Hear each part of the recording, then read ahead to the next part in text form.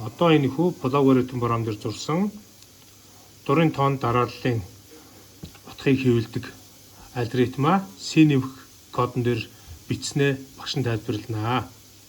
За алгоритм дээр болохоор ерөнхийдөө харах юм бол A-ийн хувьсгчийг бүхэлд хэлбэрээр зарлаад тоон дарааллын эцсийн утгыг оруулна уу гэх текст хэвлэгдсэний дараа компьютерийн keyword-ноос N гэсэн утгыг input box-оор аваад за дараа нь I утга нь хэрвээ тэгтээ тэнцүү бол I-ийн утгыг хэвлээд I-ийн утгыг нэгээр нэмэгдүүлээд I нь N-ээс эрс бага хүртэл эрс бага буюу тэнцүү байх хүртэл давтна гэсэн үг.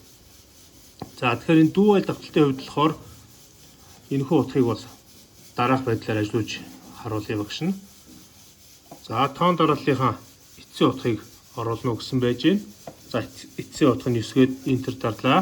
Тэгээс 9 хүртэлх тоон дарааллын дараалж гарнаа.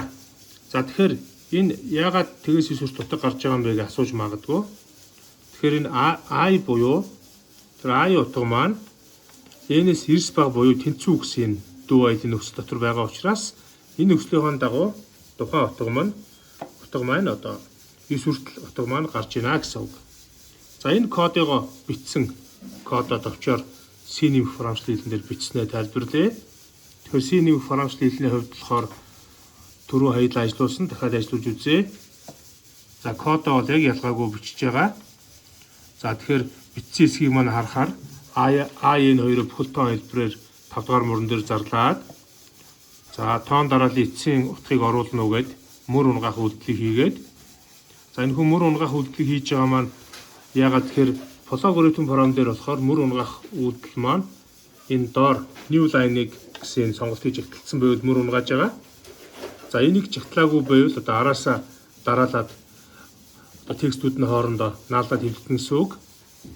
За үүний дараагаар 7 дугаар мөрөн дээр компьютерийн keyword-ноос өгөгдөл авдаг C буюу C input функцаар N үүсгч утгыг аваад I-ийнхаа утга нь тэгээс эхлээд дүү айл давталт маань 9-өөс 13 дугаар мөр хүртэл бичигдэнэ.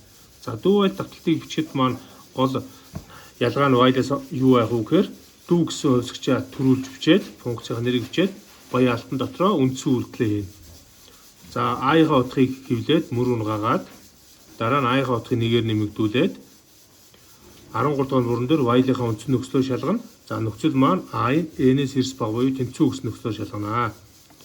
За энэ I дээр нэмэх нь I тэнцүү I дээр нэмэх 1 гэдэг утгыг бас ингэж бичиж болно. Эсвэл шууд дан I нэмэх гэж бас бичиж болно. За кодоо ажиллуулад үзье. За код ажиллуулахад тоон дарааллын эцсийн утга оруул гэсэн байна. Түрүүний 9 гэсэн утгыг орууллаа.